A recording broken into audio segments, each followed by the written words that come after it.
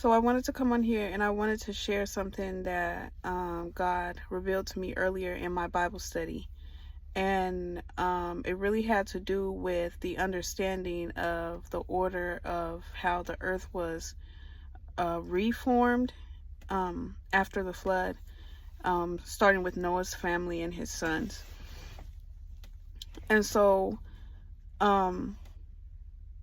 he begins to talk about how, after the flood, Noah went back to like basically regular life. He's married, he planted a vineyard, but then it jumps and it talks about how he ended up getting drunk and his son stumbled in on him and saw his nakedness. And as I was reading that, the Holy Spirit was speaking to me and just allowing me to see and understand that we as a human race have to understand that the things that are of God are not always plain and in your face.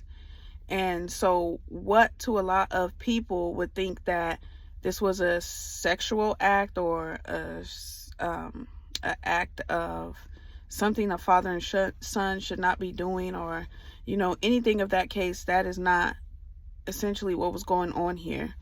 And we have to start reading our Bible so that we can know who God is and how he actually speaks.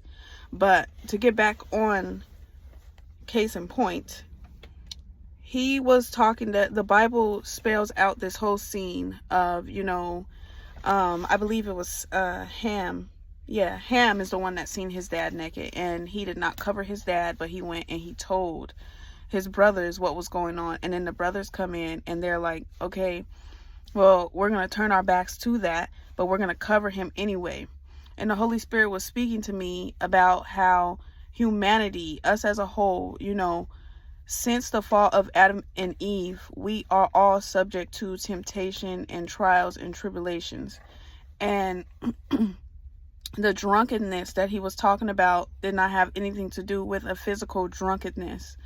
It had to do with, I would say, doctrine, for lack of better of words. So in this day and age, it would be listening to something that does not glorify God, but may glorify yourself, or may glorify the God of this world. And so the Holy Spirit also let me know that just because you are chosen and God chooses you does not mean that you are exempt from going through the same things that individuals who God may not have chosen to carry out specific assignments on the earth go through.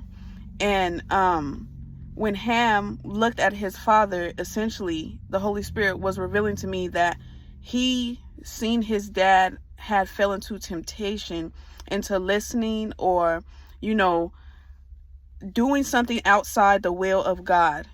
And instead of covering him, mind you, these are not physical things, these are spiritual things. Instead of covering him spiritually, and that would be prayer, standing in the gap for him, he decided to essentially just look on and then go and tell his brothers about the situation without covering his father. And so when the brothers came and the brothers covered their dad, that was an act of being compliant and obedient to God's faithfulness, of understanding that God had told them not to drink from a different cup for a reason, because it would lead to destruction.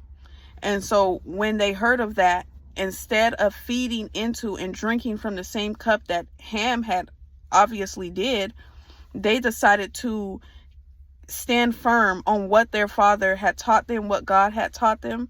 And instead, standing in that, they covered their dad spiritually. They stood in the gap for their dad. And that is why when their dad woke up, he was able to know that what had went on, because even though he fell, just like David fell plenty of times, he was still chosen by God. So God spoke to him. And God revealed to him and let him know what had went on. And or even if he didn't, you know, he probably, because like I said, he wasn't drunk, so he knew what was going on. And that's essentially why Ham got cursed the way that he did, and he had those words spoken over his life to be a servant to his brothers, because he had that door open, you know, and he allowed it. Like, he acknowledged it and he was okay with it. He did not stand firm in the faith of believing that God was the one he was supposed to be obedient to, and the one he was supposed to, you know, be under. And so God was showing me too at the same time that we need to also be the same way, you know, when it comes to our brothers and sisters, because there are many of us who read the word, and many of us who, you know God on whatever level that we may be at with him. And we know individuals in our life or around our life who don't know God on the level that we may know him at.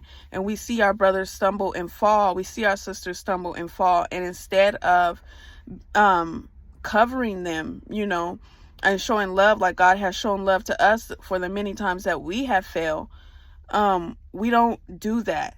And so, excuse me, he was reminding me today, you know, like, that's something that us as a society and humanity, we need to work on. We need to work on not